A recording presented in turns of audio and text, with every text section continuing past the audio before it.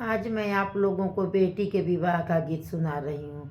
बहुत ही हृदय स्पर्शी है, बहुत भावुक कर देने वाला है। बाबा बड़ा घर रचली बियाह इज्जत अब कैसे रही। बाबा बड़ा घर रचली बियाह इज्जत अब कैसे रही। गैया मंगी है भैंसिया पापा, गैया मंगी है भैंसिया पापा। पापा रौरे के मंगी है चरवा इज्जत अब कैसे रही।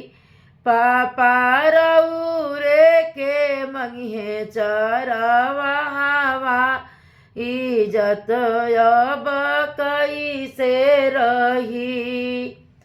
गैया मो देबो भैंसिया बेटी, गैया मो देबो भैंसिया बेटी।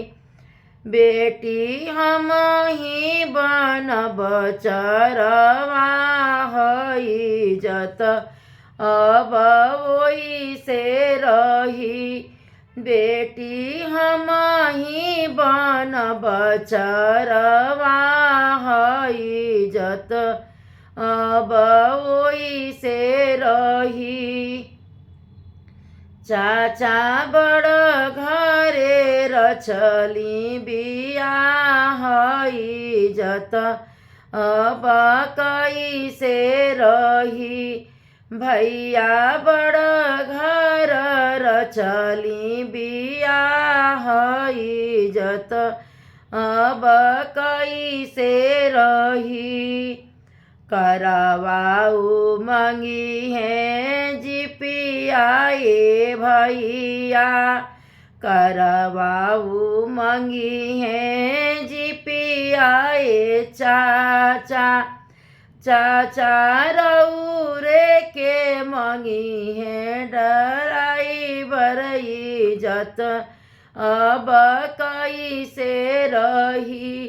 भैया रौरे के मंगी है ड्राइवर इज्जत अब कैसे रही।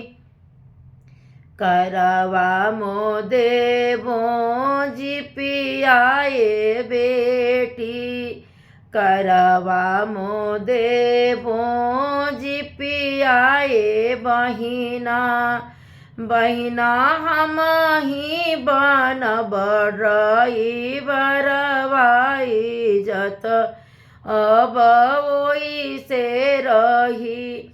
बहिना हम ही बनब ड्राइवर इज्जत अब वही से रही।